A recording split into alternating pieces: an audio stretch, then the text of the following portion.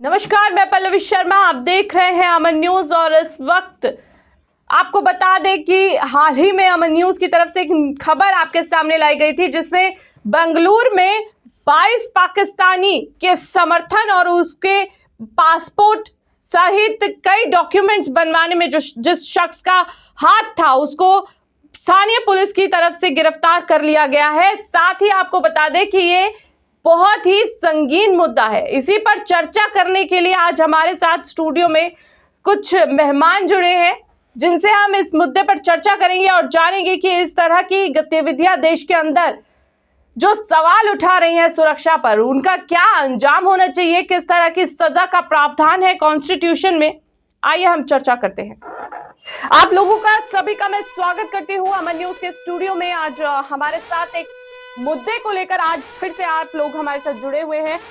आज का जो मुद्दा है वो देश की सुरक्षा की बहुत अहम हो जाता है, क्योंकि जिस तरह की अभी खबर आई है हाल ही में, बेंगलोर में 22 पाकिस्तानियों की रहने की खबर थी, जिन्हें पनाह दी गई थी। स्थानीय एक शख्स की मदद से वो लोग वहां पर रह रहे थे। तो इसी मुद्दे को लेकर हम चर्चा करेंगे, क्योंकि दिल्ली में भी अमन न्यूज ने एक रिट पिटीशन हाईकोर्ट में फाइल की है, जहां पर रोहिंग्या बांग्लादेशियों घुसपैठियों के रहने की खबर जो है वो सामने आई थी, और उसके दिल्ली साथ ही देश की सुरक्षा को लेकर अमन न्यूज ने हाईकोर्ट में ये फाइल किया है केस। मैं आप लोगों से सबसे पहले ये जानना चाहूंगी कि देश की सुरक्षा को लेकर इस तरह की गतिविधियां क्या सही है? रोगी जी की मैं आपसे सबसे पहले ये सवाल लेना चाहूंगी। देखिए, देश की सुरक्षा के लिए हमारे प्रधानमंत्री लगे हुए हैं, रक्षा मंत्री लगे हुए हैं। उसके बावजूद भी जो घुसपैठिए किसी कारणवश आ रहे हैं, वो कहीं ना कहीं सुरक्षा कर्मी या किसी अन्य व्यक्ति के कारण आ पा रहे हैं जी, जिससे देश को खतरा बराबर बना हुआ है। जी जी। और ऐसा नहीं है कि प्रधानमंत्री या रक्षा मंत्री अपना कार्य सुरक्षित नहीं कर रहे हैं, वह पूर्णतः देश को सुरक्षित की ओर ले जा रहे हैं, आप ऊंचाइयों की ओर ले जा रहे हैं। आपने देखा भी होगा कि अब 63 देशों का समर्थन जो है हिंदुस्तान को मिला है, भारत को मिला है प्रधानमंत्री नरेंद्र मोदी की चौकीदारी में। और उसमें आप ये देखना चाहेंगे कि 63, जबकि पहले 43 थे अमेरिका के पास। रस्तोगी जी, मेरा सवाल ये बनता है कि क्या भारत देश के अंदर नाम और पहचान बदलकर रहना इतना आसान है क्या? नहीं, आसान तो नहीं है, लेकिन कहीं ना कहीं जिस आदमी को हम जानते नहीं है या जानते हैं, उसको हम पनाह दे रहे हैं, क्योंकि हम बराबर में ही मकान में लगे हुए हैं बॉर्डर के।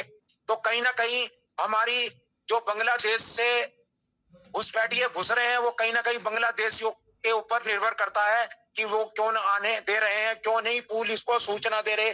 दूसरी बात जो सुरक्षा के लिए आपने पूछी है, तो वो कहीं ना कहीं सवाल सुरक्षा के जो अधिकारी, जो कर्मचारी, जो पुलिस वाले लगे हुए हैं, उन्हें भी जांच ज्यादा करनी चाहिए। और अभी हमने ये देखा है कि आधार कार्ड भी नकली बन रहे हैं, वो कहीं ना कहीं सरकार को और बदनाम करने के लिए वो हो रहा है जी। और ये भी कहा जा रहा है कि जो पाकिस्तान से पकड़े गए हैं बंदे, उसमें भी अपने ही देश का कोई ना कोई मिला हुआ है जी। पिछली बार भी एक मिलिट्री वालों ने, आपने समाचारों में भी देखा होगा कि वो मिल गया था और हमारे कई फौजी अधिकारियों की उसमें हत्या हुई थी। जी जी। हमें बर्नी साहब जो जुड़े हुए हैं, उनसे मैं ये सवाल लेना चाहूंगी कि अमन न्यूज ने दिल्ली हाई कोर्ट में इस मामले को लेकर बात की है, याचिका दायर की है। आप क्या कहना चाहते हैं?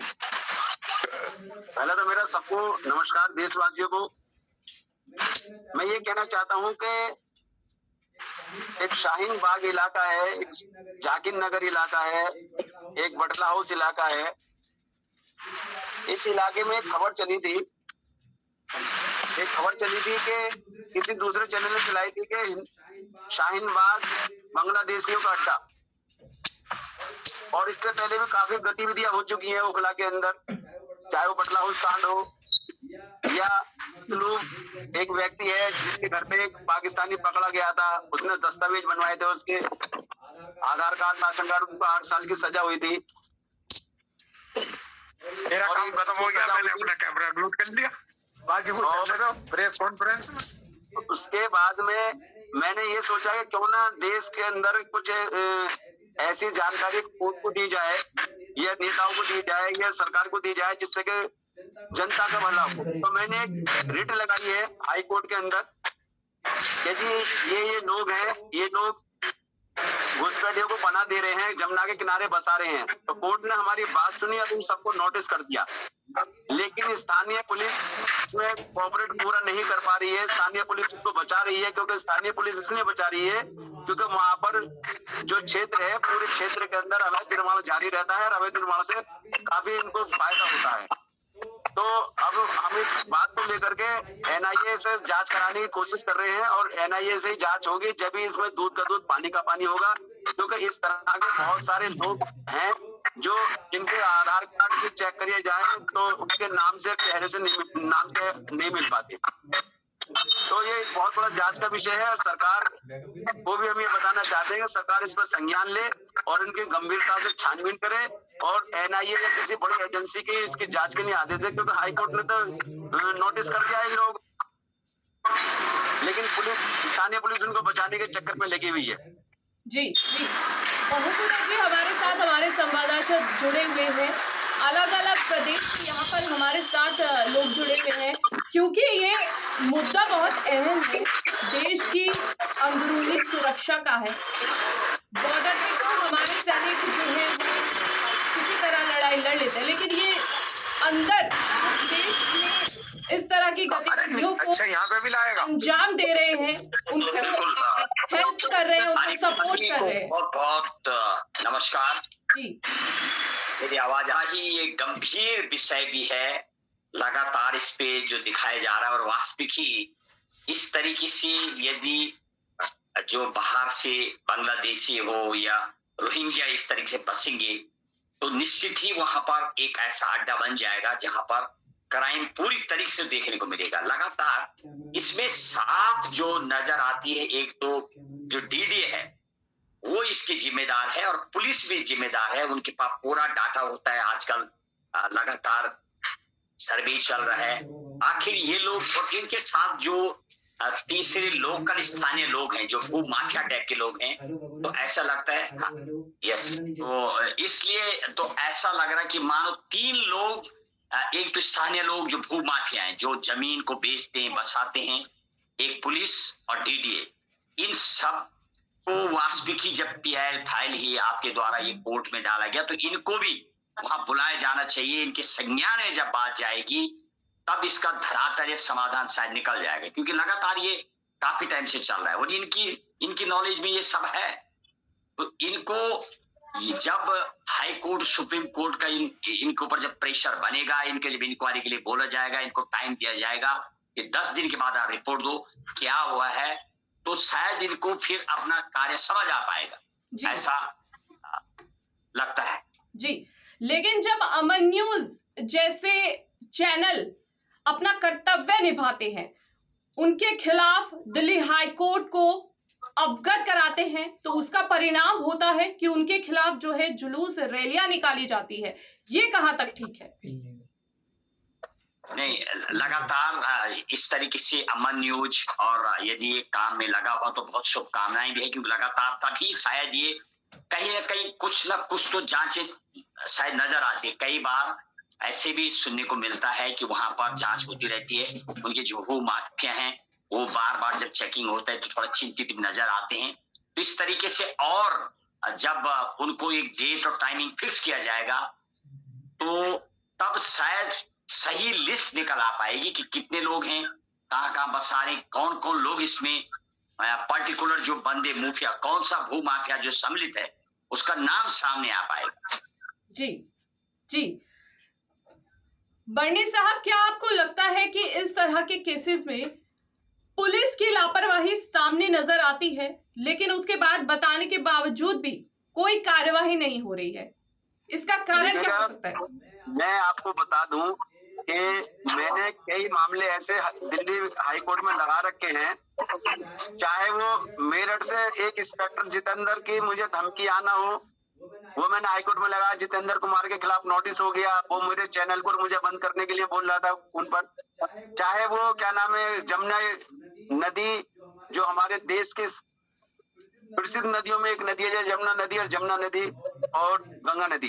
तो यमुना नदी को अतिक्रमण हटाना हो या उसमें से अवैध निर्माण जो भी चल रहा है वो साफ कराना, पानी को साफ कराना, मैंने ऐसे काम कराए। उसको लेकर के दिल्ली हाई कोर्ट ने मुझे एक PCR वैन मेरे घर के नीचे और एक पुलिस पिकट, ये दिल्ली पुलिस के एक सरकारी वकील ने कहा था कि हमने ये लगा रखी है, लेकिन मुझे अभी तक ना तो कोई PCR मुहैया कराई गई है और ना ही मुझे कोई पुलिस पिकट कराई गई है। सिर्फ PCR वाले आते हैं और बाहर का रोड का फोटो खींच के कभी कभार हफ्ते 2 हफ्ते में एक बार फोटो ले जाते हैं।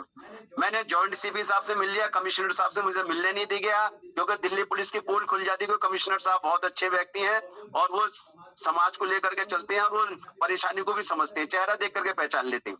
तो कमिश्नर साहब से मुझे मिलने नहीं दिया गया। मैंने वहां पर जाकर के काफी कहा सुनी करी, पूरा पुलिस स्टाफ आ गया, लेकिन कमिश्नर साहब को नहीं मिल गया। मुझे जॉइंट CP साहब के पास भेजा गया, मैंने जॉइंट CP साहब को सारी दास्तान बताई। जॉइंट CP साहब ने फोन किया, लेकिन वही क्या कहते हैं उसको, 0/0 सन्नाटा में सन्नाटा, कुछ हमें आज तक नहीं मिल पाया। ये दिल्ली पुलिस गुमराह कर रही है।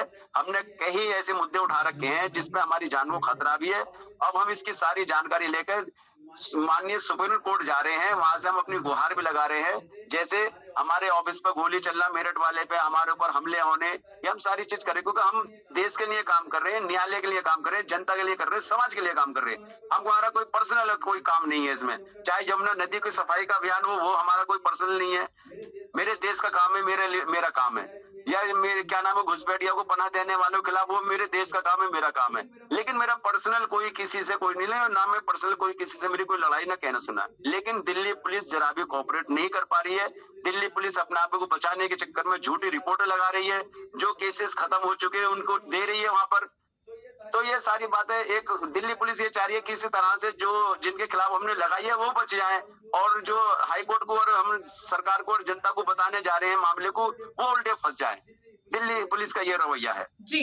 यहाँ पर आप दिल्ली पुलिस की बात कर रहे हैं, लेकिन जिस तरह से कल बेंगलुरु में शख्स को पकड़ा गया है, पुलिस को ये भी शक है कि दिल्ली जैसे और मुंबई जैसे बड़े शहरों में भी उसने इस तरह की पाकिस्तानी हो या फिर बांग्लादेशी हो घुसपैठियों को बसाया हो सकता है। तो ऐसे में शाहीन बाग की आप बात कर रहे हैं, तो मैं वो आपसे जानना चाहूंगी कि वो लोग कौन हैं, ऐसे वो कौन लोग हैं जो इनकी मदद कर रहे हैं, इन्हें पूरा सपोर्ट कर रहे हैं, और उनके सपोर्ट के पीछे क्या राजनीति है? मैं जानकारी देना चाहता हूँ आपको। ये जो लोग हैं, ये लोग वो हैं जिन्होंने मौजूदा सरकार के चोले पहन रखे हैं। सिर्फ लोगों को डराते हैं कि हम मौजूदा सरकार के, दबंग सरकार के कार्यकर्ता हैं, और वो पुलिस प्रशासन और लोगों को डराते धमकाते हैं। लेकिन ऐसा कुछ नहीं है। उनका बैकग्राउंड उठा के देखिए, ना उनका दिल्ली में कोई घर है, ना कोई मकान है, ना कोई कारोबार है, और ना ही वो कोई बिजनेस करते हैं, ना ही कोई मजदूरी करते हैं, लेकिन फिर वो दिल्ली में सांसद रह रहे हैं। तो ये बहुत बड़ा विषय का गिराव है। दिल्ली पुलिस को या दिल्ली सरकार को, ये सबको जब याद, या केंद्र सरकार को जो हमारी याद आएगी जब दिल्ली के अंदर एक बहुत बड़ा कांड हो जाएगा। क्योंकि अभी तो हम अगवा कर रहे हैं भाई, इन लोगों की जांच की जाए, ये लोग गतिविधियों में लिप्त है, ये लोग इस तरह से बना दे रहे। आप देखिएगा पूरे इलाके में आप गश्त कर लीजिएगा, ये कोई भी किराएदार का ना तो फार्म भरवाते हैं, ना किराएदार की छानबीन करते हैं, ना कोई बाहर से आ रहा उसकी छानबीन करते हैं। ओखला क्षेत्र और जितने भी जमुना के किनारे क्षेत्र है वो ज्यादातर दूसरे स्टेटों से मिले हुए, चाहे वो हरियाणा हो, उत्तर प्रदेश हो, ज्यादातर हरियाणा उत्तर प्रदेश से मिले हुए। तो लोग आते हैं, आकर के बॉर्डर पार करके चले जाते हैं, जमुना पार करके, क्योंकि जमुना आधी दिल्ली के अंदर लगती है, आधी उत्तर प्रदेश और हरियाणा के अंदर लगती है।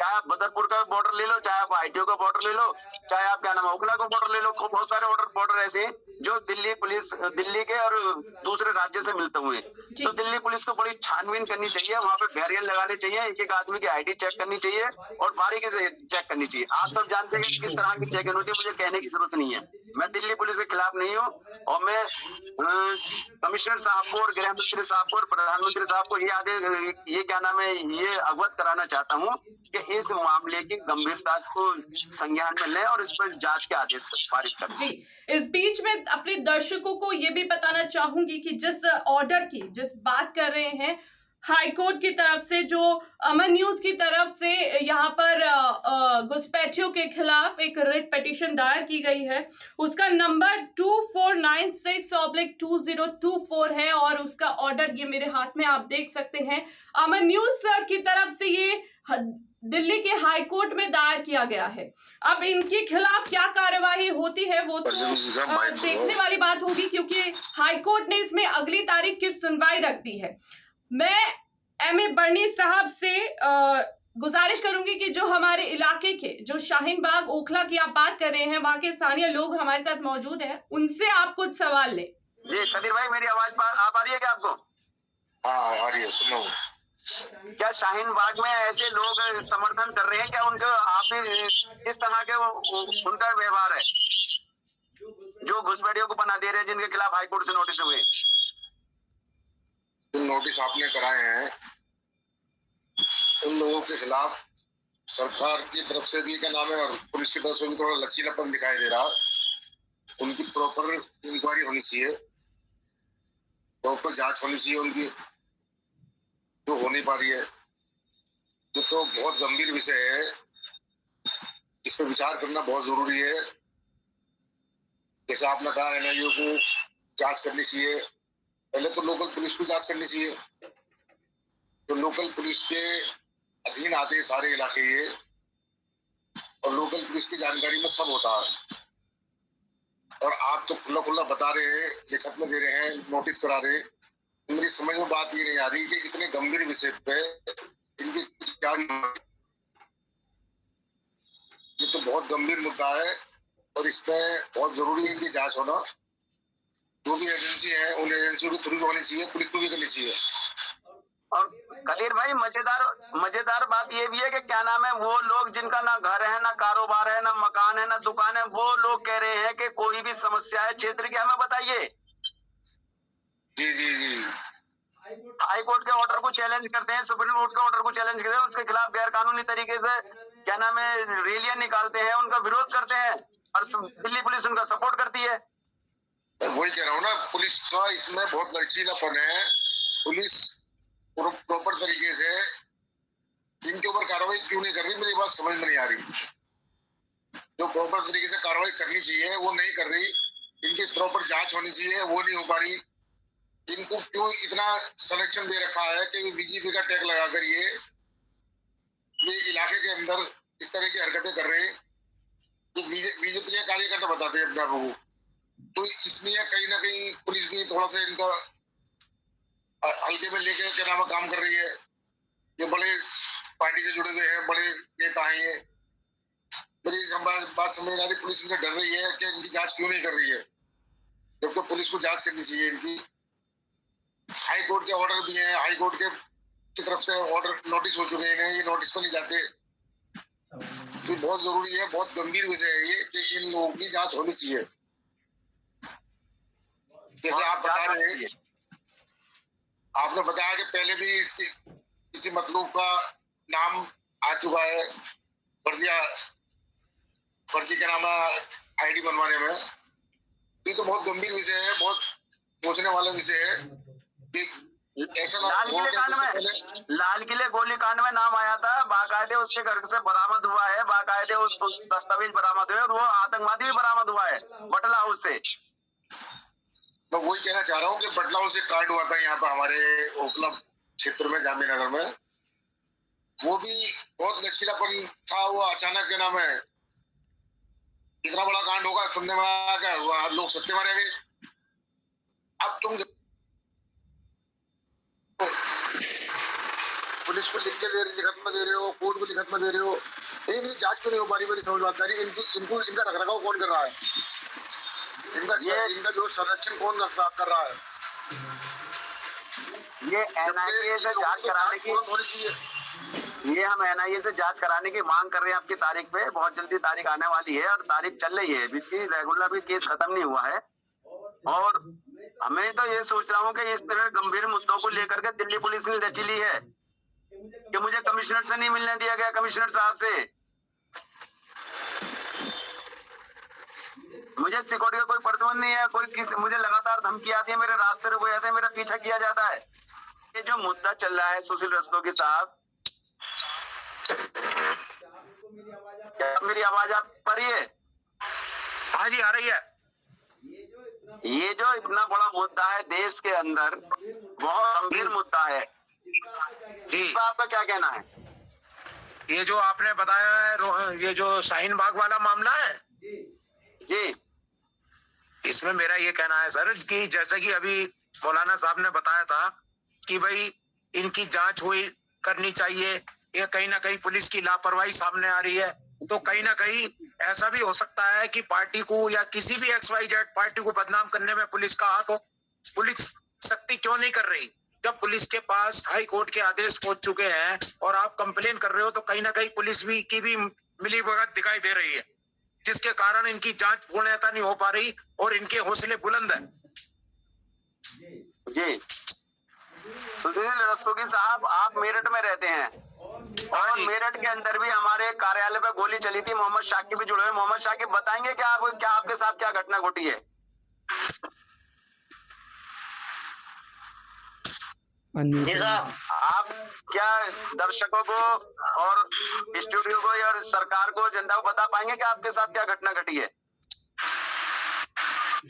जनाब, मेरे ऑफिस पर 14 अगस्त 9:10 पर गोली चली थी।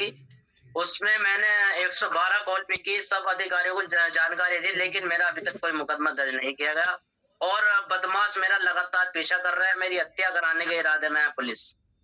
जी, मैं दर धक्के खा रहा हूँ, लेकिन अब मैं सुप्रीम कोर्ट पहुंच चुका हूँ। अब मुझे उम्मीद है कि न्याय से मुझे पूरा न्याय मिलेगा।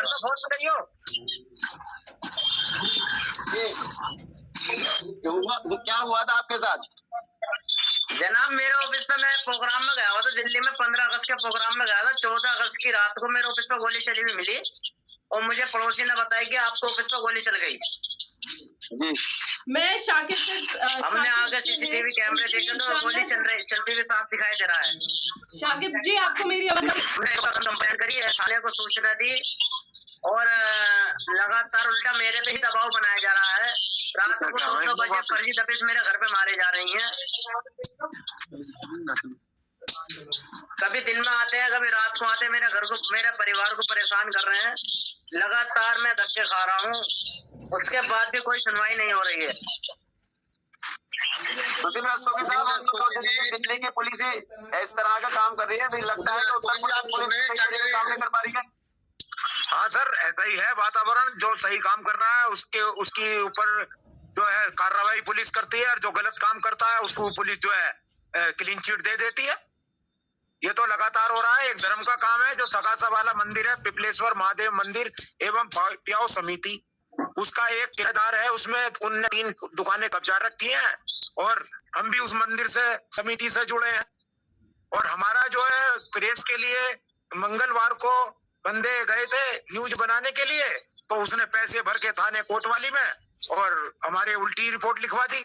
हम मुरादनगर थे, जब भी हमारी रंगदारी में रिपोर्ट लिखवा दी। तो इस तरह का तो ये काम कर रही है कोतवाली पुलिस। तो कुछ लोग ऐसे आ गए हैं यहाँ जो प्रदेश सरकार को और जो हमारे अधिकारी हैं IAS और IPS अधिकारी, उनको भी बदनाम कर रहे हैं, क्योंकि तो 2 स्टारों को मिल जाते हैं थाने, उनकी बल्ले बल्ले हो जाती है।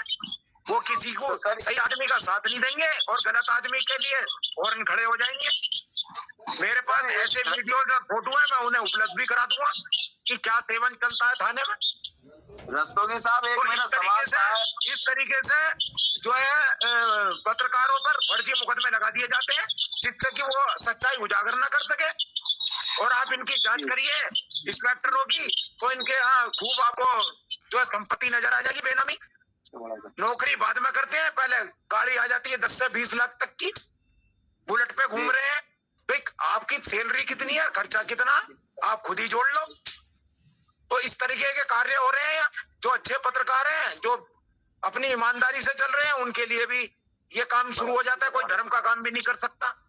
रस्तोगी साहब, क्या और आपको मेरी आवाज आ रही है? सीसीटीवी कैमरे लगे हुए हैं, उनकी जांच कर लीजिए, उसमें कुछ नहीं है। उसके बाद भी और जो गलत काम होगा उसकी रिपोर्ट लिख देंगे, जो सही काम होगा उनकी जांच चल रही है, महीनों इनकी जांच चलती रहती है। और जो गलत चीजें हैं उनकी 2 मिनट में रिपोर्ट लिखवा देते हैं। ये इस तरह का कार्य मेरठ में चल रहा है कई थानों में। जैसे कि अभी साकिब भाई ने बताया कि लिसाड़ी गेट में चला और अब यहाँ कोतवाली पे मेरे साथ ऐसा हो गया। तो इसका मतलब तो यह चौथा स्तंभ कहा जाने वाला पत्रकार वो जो है अपने ऊपर फर्जी मुकदमे लगवाता रहे।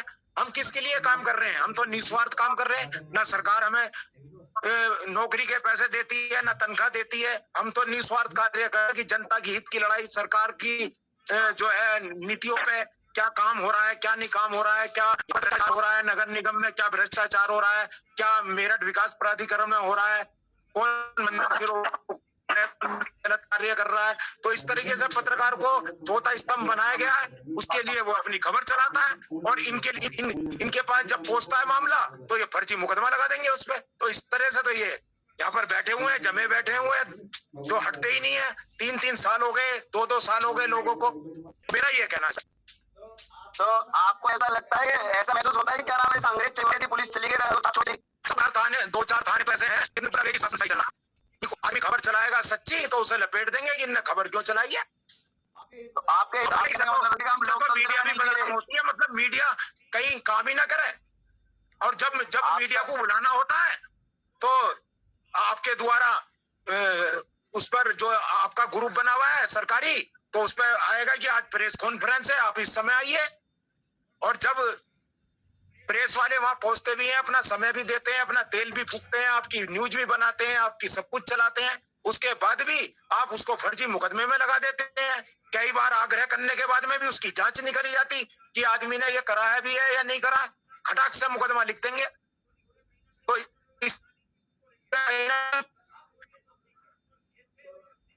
पत्रकार को हो रही है, जो खेल के रात दिन मेहनत करता है। कहीं चोरी हो रही है तो पुलिस को बुलाए, पुलिस बुलाती है, पत्रकार जी आ जाओ, हमारी खबर चलाओ, फलाना चलाओ, मगर अपनी पुलिस पे कोई कार्रवाई नहीं करता। अभी पिछली बार इन्होंने साकिब भाई ने ही एक चोरी की मोटरसाइकिल पकड़वाई थी, जिसमें बताया गया था कि कोई अलीगढ़ का ही सिपाही था। तो इस तरीके से तो ये काम हो रहे हैं। दुनिया भर के अतिक्रमण, खोके, दुनिया भर के सामान जो है शहरों में लगवा दिए हैं इन्होंने, और जो खबर चलाता है उसके ऊपर मुकदमा लगा देते हैं। सर तो हम कैसे खबर लगाएं? भाई शासन प्रशासन को, हमें भी उत्तर प्रदेश सरकार को जो है एक हमें भी सुरक्षा चाहिए। हमारे भी बीवी बच्चे हैं, हम समाज सेवा कर रहे हैं, तो इसका मतलब ये थोड़ी ना कि हमें कोई मारेगा पीटेगा। ये है सर। रस्तोगी साहब, मुझे लगता है कि मीडिया लोकतंत्र में आजाद नहीं है इस सरकार में। सरकार में तो आजाद है, लेकिन पुलिस की मनमानी की वजह से आजाद नहीं है। तो पुलिस सरकार तक ये बात नहीं पहुंच पा रही है। मुख्यमंत्री के आदेश है कि किसी भी पत्रकार दे रखी है पुलिस को। पुलिस एक मिनट सुन लीजिए, पहले मेरी बात सुनिए। पुलिस को ताकत नहीं दे रखी, पुलिस मनमानी कर रही है। जबकि आदित्यनाथ कहना है कि किसी पे फर्जी मुकदमा नहीं लगेगा, अगर जो कोई ऐसा दोषी पाया जाएगा तो 10 लाख रुपए जुर्माना भरेगा। लेकिन पुलिस ऐसी फंसा देती है उसको कि एकदम मुकदमा लिख देगी। पुलिस की सुनती है, आम आदमी की सुनेगी नहीं, या कोई दमदार आदमी होगा तो उसकी सुनेगी। क्यों नहीं पुलिस जांच करती है? पहली बात तो ये जांच करनी चाहिए कि पुलिस पे जवाबदेही नहीं है किसी की। रस्तोगी साहब, पुलिस की जवाबदेही किसी के पास नहीं है। ये अंधी ताकत है पुलिस के पास। लगा देंगे बस, इनका काम ही होगा। और सरकार इससे बदनाम हो रही है। अगर जो मुख्यमंत्री ने कार्रवाई नहीं करी तो बदनाम हो जाएगी सरकार। जनाब रस्तोगी साहब, आप सीनियर पत्रकार हैं, तो आप ये बताइए कि ये इस तरह के रवैया कब तक चलेगा देश के अंदर? ये तो भगवान जाने जी कब तक ये चलेंगे, क्योंकि इस समय ये जो है वो कहते हैं ना कि पुरानी कहावत है कि घोड़े के पिछाड़ी और पुलिस के अगाड़ी कभी नहीं चाहिए है, और ये इनका कहना भी है। तो इससे जो हमारे ईमानदार अधिकारी हैं वो भी बदनाम होते हैं, हमारी सरकार भी बदनाम होती है। ऐसे पुलिस तो हमारे अधिकारियों को पुलिस और जब आज माहौल ये बन गया कि पुलिस से लोग डर रहे हैं। सर पुलिस ही बदमाश लगा दे पीछे, तो क्या करोगे? जनाब पुलिस ही बदमाश लगवा रही है, पुलिस ही गोली चलवा रही है ऑफिसों पे, पुलिस की ही देख रेख में सारी हत्या हो रही है।